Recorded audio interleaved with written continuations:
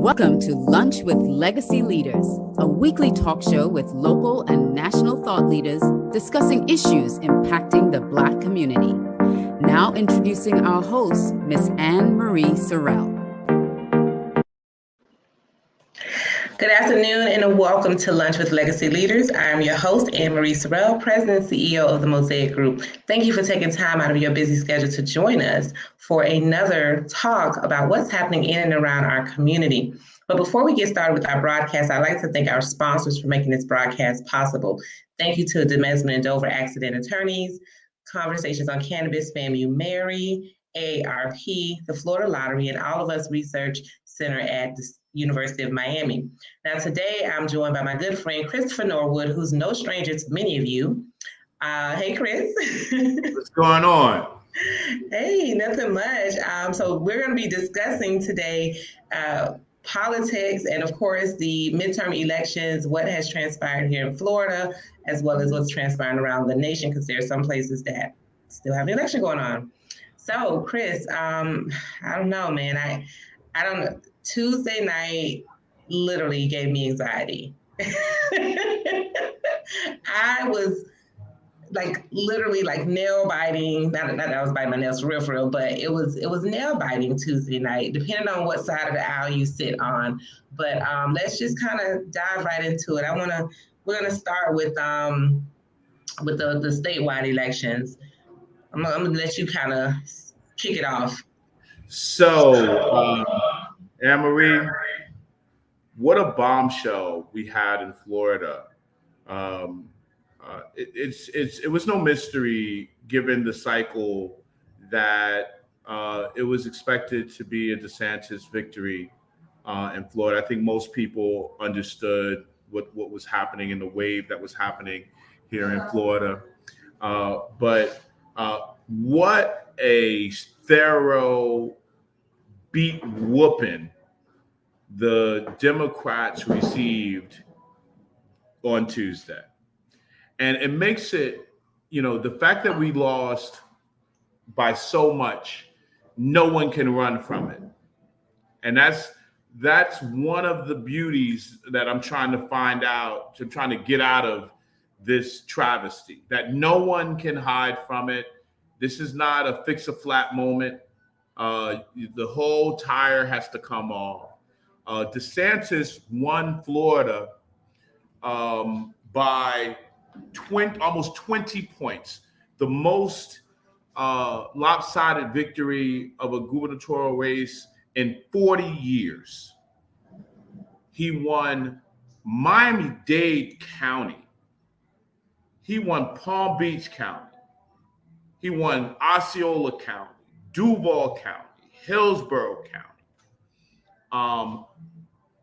I talked to my friends after the primary, and I said to them then that there is something brewing in our communities. Those people who are hitching their wagon to DeSantis, even in judicial and school board races, are getting overwhelming support. And that was just a precursor. That was the tip of the spear. Apparently, this was a tsunami that hit us, and you just got to give credit when credit is due. DeSantis's commercials, although I disagreed with the policies and the politics that were being advocated within them, but Ann Marie, they were so crystal clear. They were good. His commercials, I sat there and watched them. I was like, wow, this is a great commercial. And it was crystal clear, everything that what he stood for. You knew where DeSantis was on the issues. He had strength in his conviction. It was very clear what the messaging was. And when you looked at the other side, especially if you were an independent voter trying to make a decision, you had no idea what the Democratic position was on these issues. And so we really the Democratic Party in Florida has recessed 40 years. And And that's how we're going to start this conversation, since you allowed me to, Ann Marie. No, listen, I love it. I'm glad you kicked it off that way, because I was left a little speechless. It's not that I didn't I kind of anticipated that the Republican Party would have some dominance in this election. I didn't anticipate a 20-point victory. That was just like, whoa. And it says a lot. There's so much to unpack in that. And it's not about finger pointing or anything like that. It's really about, like you said, giving credit where credit is due. The GOP, whether in Florida or any other state, they had a clear message. They had clear stances. They never wavered. From day one, from before the primary to the primary into the actual midterm election, the message stayed the same. They were going to say that message until the cows were home. And they registered more voters. Yes. Right? They registered more voters. So beat us at our own, and I say our as a Democrat, but they beat the Democrats at their own game of voter registration. They got more mail-in ballots, beat the Democrats at the mail-in ballot game, right? And then on top of that, anywhere that there was a seat open on any level, they filled that seat and they stood in the paint for that candidate. And they put all the resources, all the money, all the ads, everything behind every single candidate. So this was, and we said this in the primary, this was chess for the GOP, not checkers, right? And they made all the chess moves, and they rallied their base in a way that the Democrats have not. They were unapologetic, unafraid, unwavering. It didn't matter if you thought it was bad or good. Unapologetic, unafraid, unwavering. And that is how they got that 20-point lead victory. Absolutely. And then when you add on that in Miami-Dade County, let's make sure that our listeners understand that in the state of Florida, Miami-Dade, Broward, and Palm Beach is a steel curtain as relates to it being the largest counties of Democrats. Miami-Dade being the largest county, I believe, of Democrats. DeSantis won Miami-Dade and won Palm Beach. This is enormous, an enormous victory and loss for Democrats, and we must make sure that our listeners understand this has never happened. The last time a Republican won Miami-Dade was 20 years ago, when Jeb Bush won our county, and he was from Miami-Dade. And so I just want to make sure we understand that. There was a 15-point voter turnout difference in Miami-Dade. 15% more voter turnout for Republicans in Miami-Dade than Democrats. That is cool. That means that Democrats were not as excited about their candidate as the other side. And that's why I use the example of the commercials, because I'm watching the commercials and I'm thinking, wow, I wish my team had commercials like that with a clear, disciplined message all the way throughout the last few months. Charlie Crist was everywhere when it came to messaging. We know that the Roe versus Wade decision, which was a very important political pawn, it seemed to be used by the Democrats, and it did not work. People were not motivated to come out, even though they would utilize that as a lightning rod. It did not work. It simply did not work. And it seemed like that was the major theme in a lot of what I saw being circulated. But Chris, that doesn't hit us in our pockets. People are hurting with the things that hit them in their pockets right now. High gas prices, high food costs, housing. Like, where are we on the issues? You're right. Yes, abortion and women's rights is very, very important. However, that is not the thing that people, the working family, the working person that has to go to work every day and figure out how to pay these bills and how to survive and take care of their family, that is not the number one thing that's top of their mind. Yeah, I mean, when you think about the money raised, I mean, Radisson raised over $200 million. Chris raised literally a tiny fraction of that. And he didn't go outside of his state. I mean, DeSantis went outside of the state to campaign and raise money as well. Mm-hmm. So he, yeah. No, and let's be clear, we lost every statewide election, every one, clean slate. They received super majorities in both the Florida House and Florida Senate. We have a state house seat in Miami-Dade County that sits along the shore of our county, Miami Beach, Bay Harbor Islands, Sunny Isles, like that whole beach community, strong Democratic community. A Republican won that seat.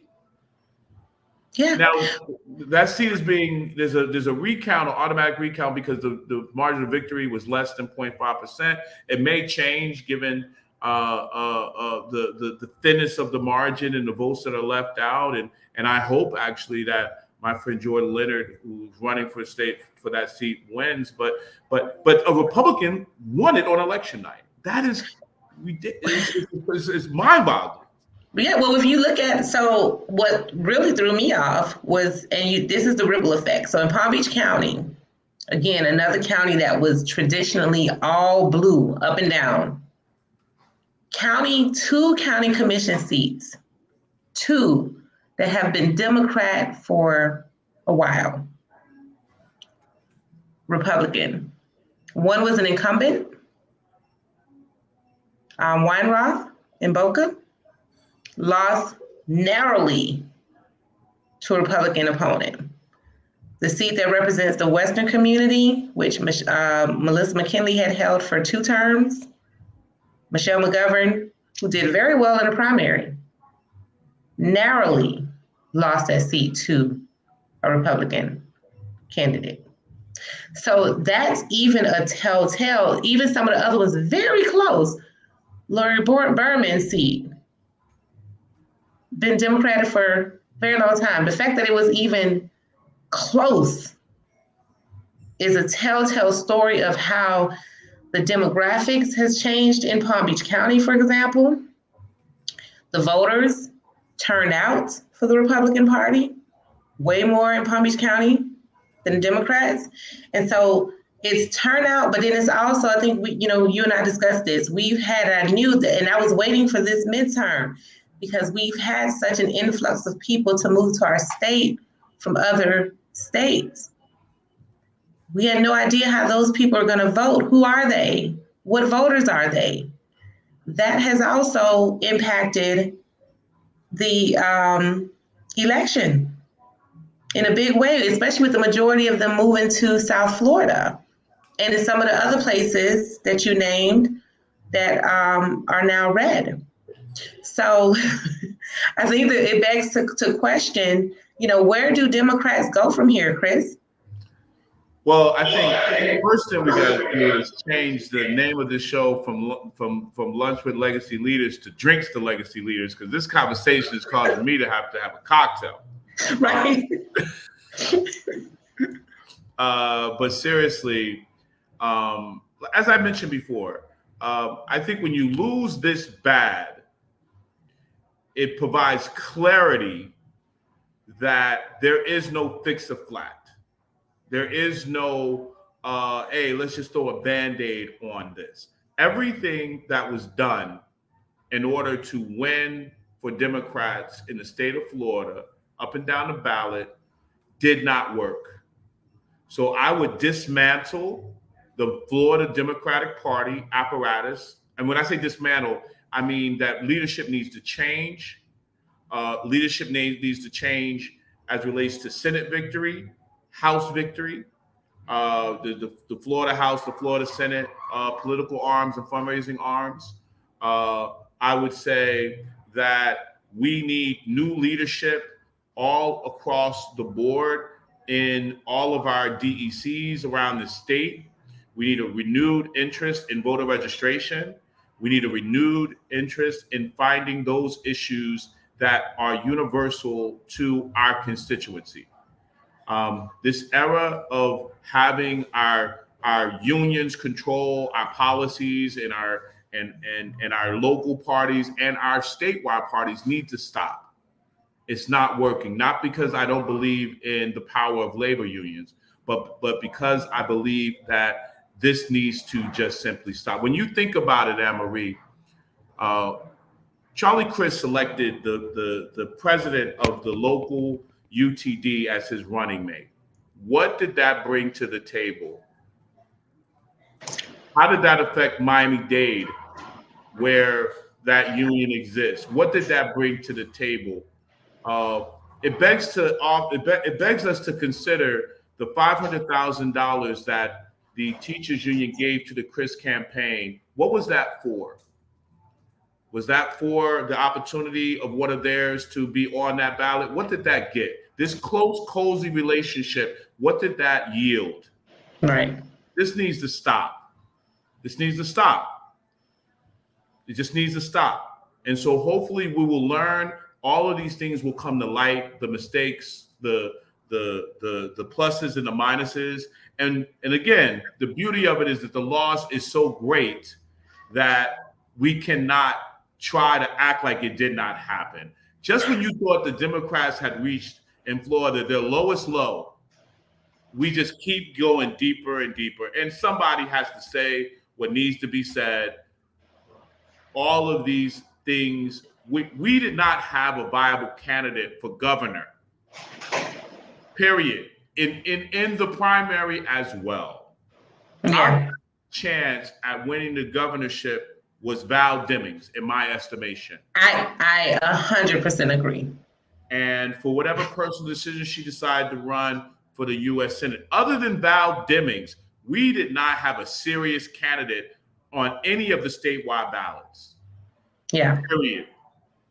Let's just call it, what are we voting for? We did not have anything to vote for. We are not recruiting the right people to run for these offices. It's not how, and therefore there's no message because of it, because there are no candidates that are of substance. And so what are we voting for? And people have recognized that. And that's why Democrats were not excited. That's why they didn't go to the poll. And that's why the messaging did not say anything, because there was no substance. You cannot create this stuff. When you look at the other side, regardless of how we feel about their politics and their policies, these people are authentic. And people vote when they believe what someone is saying. And people believe what DeSantis is saying. Because he has the power of conviction. And people vote for confidence. You know what I mean? And so we lost independence. You know what I'm saying? They believe DeSantis so much that the one who created DeSantis, and I'm not talking about God on the A's a day, I'm talking about Trump, who endorsed and boosted him to even the level of recognition to run for governor, right?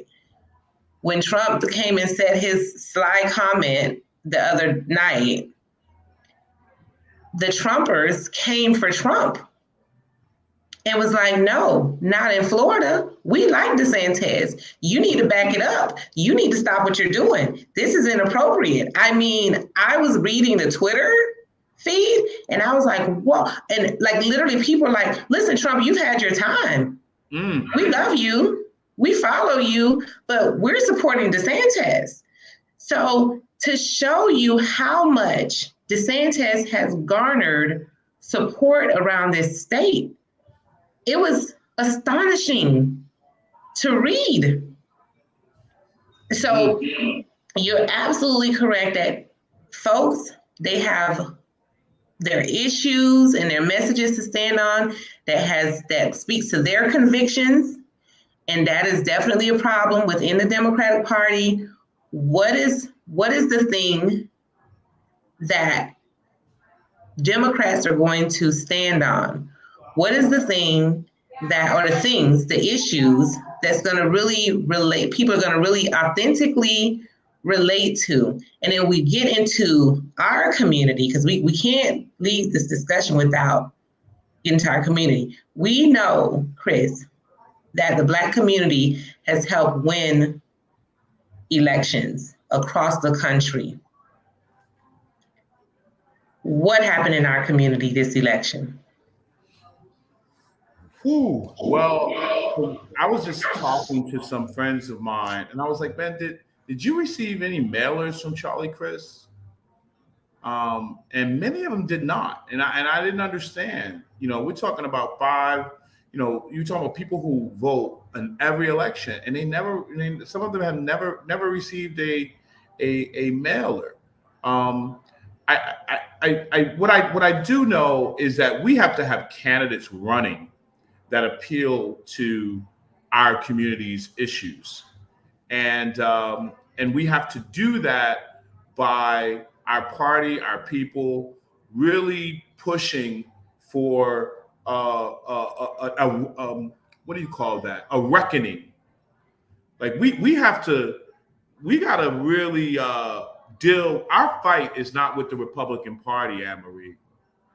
Our fight is not with DeSantis. It's not with any of these people. Our fight is with the Democratic Party of Florida.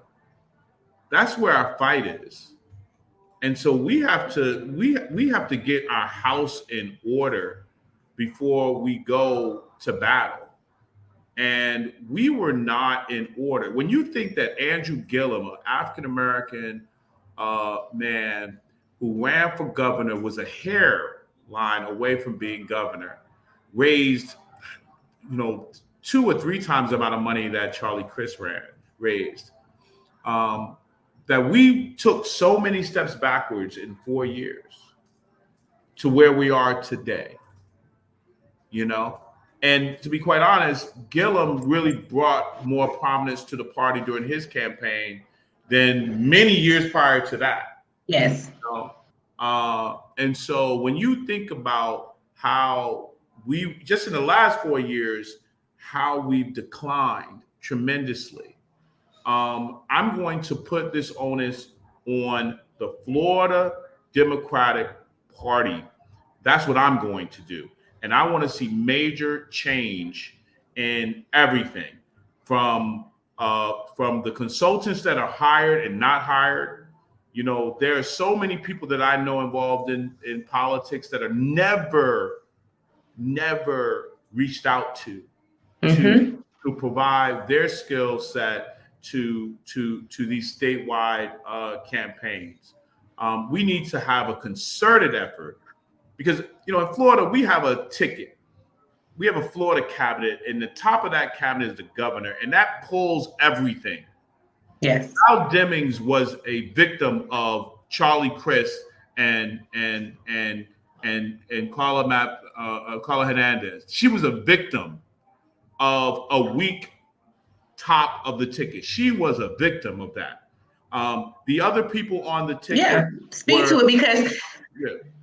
No, go ahead.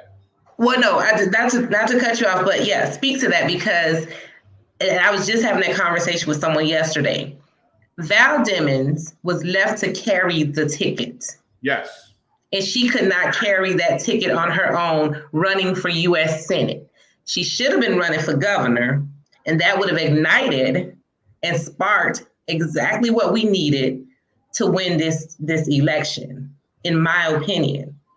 So like you said, with whatever decision was made early on for her, because I got a poll a year and a half ago, text about would I support Val Demings for governor?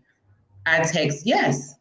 So I thought for sure that was going to be the play, considering what you just did, just the mere stats that you just gave for Andrew Gillum, right? A hairline that he lost by. So here it is, you have this Black woman who is very qualified, could have ran for governor, Yes. could have carried the ticket in that way, who was left to basically carry a whole ticket on her own, because the reality is people were not excited about Charlie Crist. That's just what it is.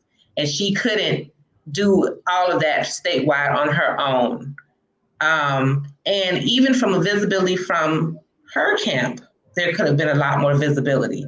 But again, she's running for Senate, not governor. There was not I don't feel like there was a big coordinated effort, this whole coordinated campaign that should have happened. If when it did, it was at the end. When it's too late, it's always $1 late, $1 short, or $1 short, $1 late, whatever that saying is when it comes to Democratic politics. So I do agree with you, Chris, that there needs to be some restructuring heavily. There needs to be reconsideration of qualified, diversified firms and agencies and consultants to work on these different races from the top to the bottom, instead of the same people that's given the same losing strategy. And that's just the reality. It is the same losing strategy, and the Democrats have lost. And then I want to talk one last thing, because, Dr. Claude Anderson, I know you know who that is, talks about, he has his Powernomics, but he talks about the Black voting bloc and Black folks giving away their vote just, freely. What are your thoughts? Do you think, I know in Florida, being an independent is not popular because of our closed primaries, but what are your thoughts around the Black community moving their votes and party, maybe not votes, but their party to the center until a political party, whether Democrat, Republican, gets in line with our agenda, what is our agenda, right? So I just want to kind of open that dialogue up a little bit for the few minutes we have left to get your thoughts on that. Well, I do think that as Democrats, we definitely need an independent sort of movement. I think we can do that within the Democratic Party. I would not prescribe to anyone that we leave the party apparatus because the game is set up in the United States that you're a member of one or two teams, and it's the game as it stands, and so you either put your basket in one of the two. My basket is in the Democratic Party. Our system is set up to be a two-party system. I believe that our governmental system is it undergirds the two-party undergirds our governmental system. You go too far against the grain to try to create a new party, to do it from an independent level. I mean, just in voting, if you're not voting in a primary, you're missing opportunities to decide who is actually in the general election. It's just too much. I do believe that within the Democratic Party, we need an independent movement, meaning that we are D's, but we're not buying what the people who run the party is saying. We need to. That's something I'll be very interested in exploring. How can we be independent within the Democratic Party and not create our own sort of apparatus? And in the digital age, in the social media age, this is very conceivable. A tagline could change perspectives and how we view things and phenomena in policy and things of that nature. So I would not prescribe a separate party or to go entirely independent. I think we either need to take over the Democratic Party with real solutions, and that requires us to get rid of people. And so often we cannot do that. So often we've had these setbacks in our party, and people just retreaded instead of just saying to themselves, hey, we need to just get out of here. This is a different environment. We're not built for this. This is not 1980. This is not 1990. It's 2022. There's a new way of doing everything. And the people that hold on to these positions and who are controlling the narratives are not getting with it. DeSantis has been, we live in a climate where we can never give credit to the other side. I, as someone who always tries to be strategic, I can look at the other side and say, you know what, they really did that right. And there are people on our side that just will never be critical of themselves. They will never. We have a super majority in the Florida legislature. 2/3 of the legislature are Republican, and an entire cabinet that's Republican, and the worst whooping in 40 years. Okay, no one has the answers. As what did Kanye say to Sway? Sway, you don't got the answer. You know what I'm saying? No one got the answer there, Ann Marie. We need to just clean house, start over, start from scratch, and really have an honest discussion about where we need to go. We know what we're up against. Any victory would be one step closer to getting out of this funk. And that would be what I would prescribe. No, and thank you for that insight. I just want to, piggyback on that, because I think when you do have that quote unquote independent movement, you have some of the youth voters over time. You've had what we call the progressives. That's a part of the Democratic Party. They get shut down, they get labeled, they get ostracized. And the elders, I guess you could say, or the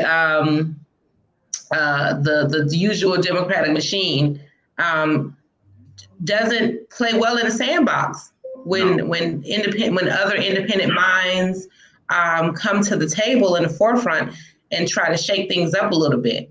But I'm hoping that this election will create those open doors, those open minds to, if someone wants to come in and shake things up, then that's probably what the party needs, is to be shooken, right? Mm-hmm. So that they won't be closed off, and like you said, we'll just get out the way and let others come and lead. Groom, use your experience, your skills, your expertise as a way to advise, but advise with an open mind and advise with open hands, that you let people develop and go out and recruit. Mm-hmm. Recruit.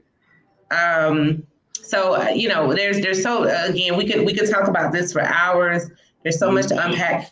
Chris, what's our call to action to our community at this? I know, like you said, I think everybody's still trying to figure out, like, what the hell just happened. Excuse my French on Lunch with Legacy Leaders, but I'm just trying to figure out what just happened.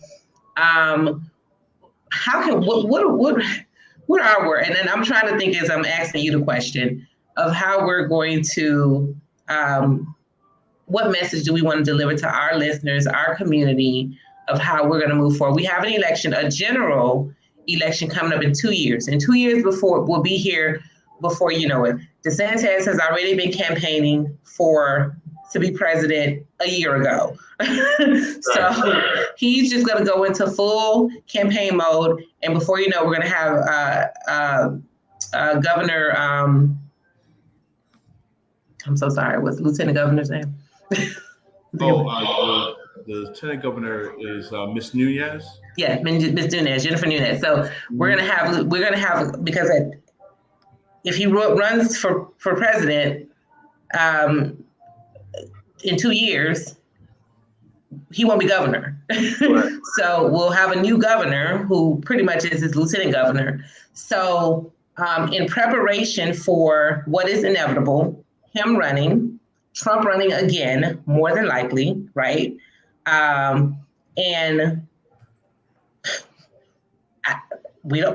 Biden, who should be running again for re-election, but we don't know how that's going to turn out.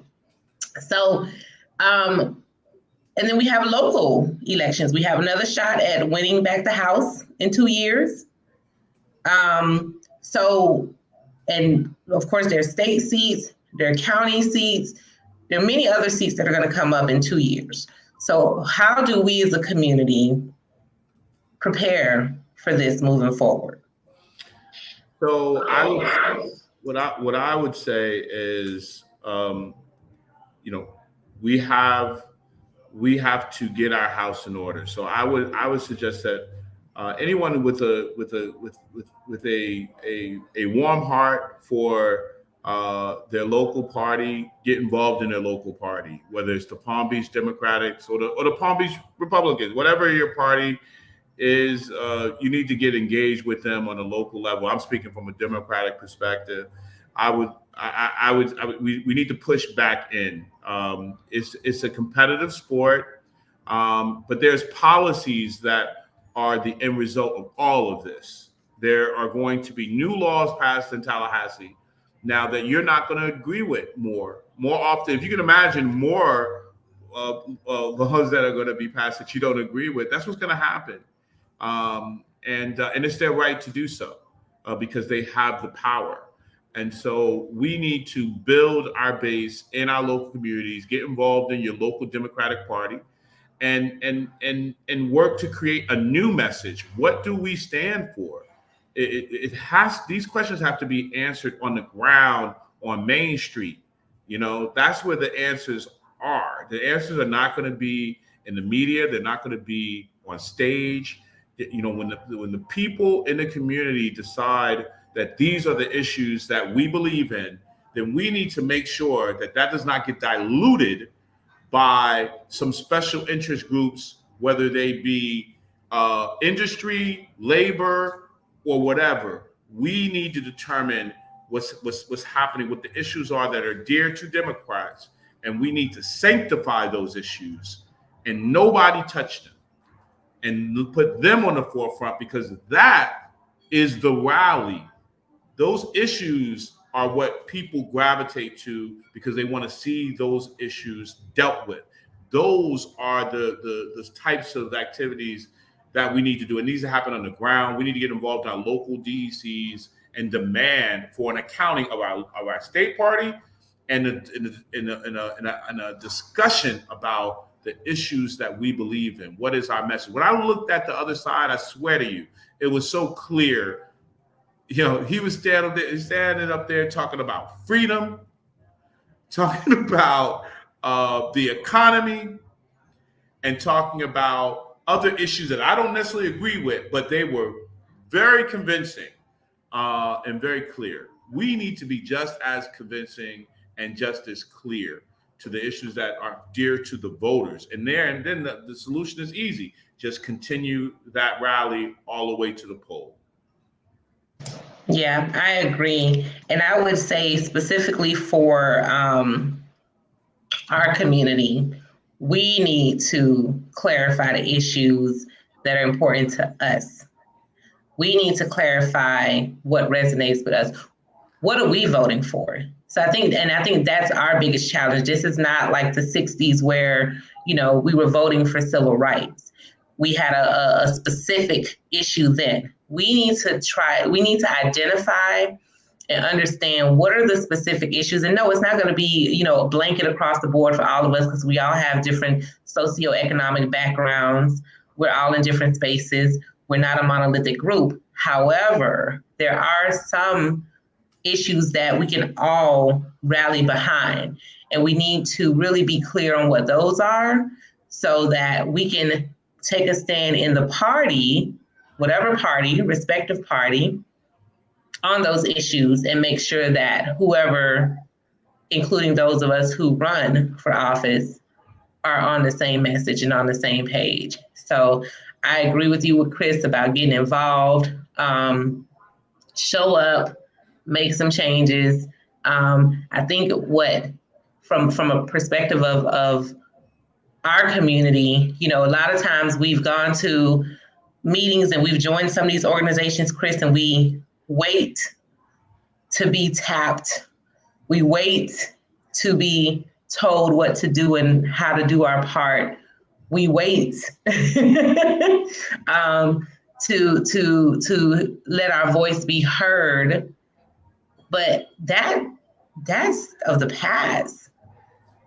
Get in there and kick some doors down, shake some stuff up, make some things happen. It may be uncomfortable, be unapologetic, because that's what the party needs. If Democrats are going to make a comeback, gloves have to be off. It cannot be the same business as usual. You got to grow some, whatever some is, and really like make some changes. Yeah, and it shouldn't be that hard. I mean, if you are the chair of the Miami-Dade Democratic Party, if you're the chair of the Palm Beach Democratic Party, I mean, I would hope that you would really think about, well, hey, this didn't work for me. These record losses, somebody else needs to come in here and let me help that next person. Let me create a way for that next, because you know, if you have any sort of self-respect, I think, people, when you have losses like this, you step aside and you accept that, perhaps my leadership wasn't effective, and you move on. You help the next team come in, and that's the respectable thing to do. And I mean that from the 67 counties in Florida, especially those that, DeSantis lost by points and now he won by 15. You know what I mean? Lost in Dade County, now won by 11 points. I mean, counties like this is ridiculous. Those people need to just step aside. Your leadership did not work. There's no excuses. It's okay. We loved your service. You did your best. It did not work. Let's move on. And that's when we can then get people like Melisha Smith, who feels like her vote doesn't count, when she sees her party moving with expediency and correcting errors and being transparent, and then going out with that credit from those activities, can then go ask Ms. Smith to please come out to vote. We really need your support. We're really doing all that we can, but without you, we can't cross that finish line. You got to put in the work before you ask somebody else. Now, some of us are going to vote regardless, right? Mm-hmm. We're different beings, but there's some people who want to be a part of something. Right. We're not engaging people. They want to feel like they count, like they matter. Yeah. And Mrs. Smith is probably one of those people who wants to feel like her vote is going to count, that she counts, and that she matters, and her voice matters. The only voice she has is that vote that she casts. And she has to feel like it's going to count and it's going to matter. And that, like you said, leadership is doing everything possible to make sure that happens. Yeah. So I agree. Well, Chris, we can talk about this all day. I want to thank you. We didn't get to touch on national elections because that's a whole nother conversation. Whole nother piece. Yeah, but we have our work cut out here in Florida. Again, I encourage everyone out there to get involved. We have not even 2 years. The countdown starts now for the presidency and all the other seats that come with the general election. So we need to register new voters, those who are graduating from high school, those who are getting citizenships, whatever that may be, those who are moving to our state, register new voters. Leadership, take a self-assessment if you're listening. Not only for yourself, but how do you get others to step up to lead? And then we got to get on one accord with our message and our issues. So what is that? How do we do that? Where are the think tanks? Where are the groups that's going to mobilize? If you're out there, reach out to Chris and I. Let us know how we can get that information out to the public so people can get involved and feel like their vote matters. And it is going to matter in the upcoming election. Chris, any closing thoughts? I just hate that this show, that we had to have this show and sound like the Grim Reaper, but I think this is a part this is a part of that process. I mean, there's nothing there is a couple of bright spots around the nation, but for the we had the gentleman who won the governorship of Maryland, little bright spot there. But for the most part in Florida, I mean, we needed to have this discussion, Ann Marie, about what happened in Florida, and so I hate that it was a tearjerker on my part, but this is a part of the reckoning that needs to happen in communities and churches and civic groups and fraternities and sororities, or whatever your circle of community is. We have to have these sort of discussions, and hopefully out of that will become some clarity as to the issues. Remember, it's issues that move people. Issues move people. I don't care about who you sleep with. I don't care about what your private life, as long as it's not too crazy. I care about issues and people that can effectively advocate for those issues. And the issues are what people come around, the commonality of it all, and we just got to identify those major points of interest and be creative about how we communicate it and make those issues real as it relates to trying to bring in voters that may not normally come into our tent, and also independent voters. And that's where we totally lost on Tuesday. These independent voters may not really care that much about issues as much. They may care about the power of the candidate's authenticity. And you weren't seeing nothing on the other side. You saw weakness. I saw things that were not very clear about positions. I mean, I just saw things that just didn't make sense. And when we make these decisions to run for office, they should be made because people honestly want and believe in you, not the trial lawyers, not some corporate entity, not all of these other people who are making enormous money off of government. It needs to come from a place, because we are the Democratic Party. We are the big D in Democrat, and so we believe that power comes from people. People.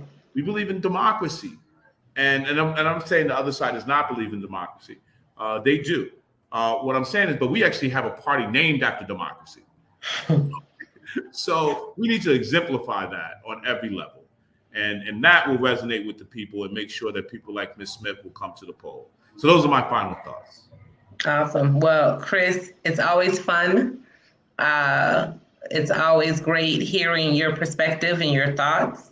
Thank you for coming on and sharing with me in this dialogue, this very important dialogue. Of course, this will be one of many because of, as we just come out of this election, we'll be moving into our legislative sessions late December. Okay. And into the early, part of the year, first quarter of the year. So elections have consequences, and let's hope that we don't suffer too many consequences and new laws and things like that that's gonna impact us adversely. So I encourage everyone to stay involved, stay engaged, keep your eyes open. I know some folks want to stop woke, but stay woke. Keep your eyes open on what's happening in Tallahassee, as well as in your local county and municipal government. Thank you all for tuning in. I just want to make a few quick announcements. Stay with me for a minute, Chris. For those who have joined us, please go back to the beginning and watch this. Also share it. And I want to thank you to our sponsors again, the Desmond Dover Accident Attorneys, FAMU Mary, AARP, the Florida Lottery, All of Us Research Center at the Miller School at the University of Miami, as well as I want to just ask you to check out the 2022 Miami Book Fair issue. Physical copies are available in the Miami Herald. And you can also check this out digitally at miamediagrp.com. So the Miami Book Fair is happening November 13th. That's this Sunday through November 20th. And then there's a street fair from November 18th through November 20th. So check out the Miami Book Fair as well as the MIA Media Group issue for that. And of course, as always, please don't forget to check out our other shows. On Mondays, The Business of Black Business at 1 p.m. with Jay Reynolds. Tuesdays, My Money, Your Money at 7 p.m. with Bridget Lumpkins. Wednesdays, Soul at 7 with Nikki Jellin. Thursdays, yours truly, Lunch with Legacy Leaders at noon. And Flavor of South Florida at 7 p.m. with Chef Irene. And of course, we can't forget about your health. Black Health Fridays at 2 p.m. with Dr. Michelle Kerwin. Again, please share this video. Join us and save the date on your calendar and tune in again next Thursday at noon. Thank you for joining me this afternoon. Have a wonderful day.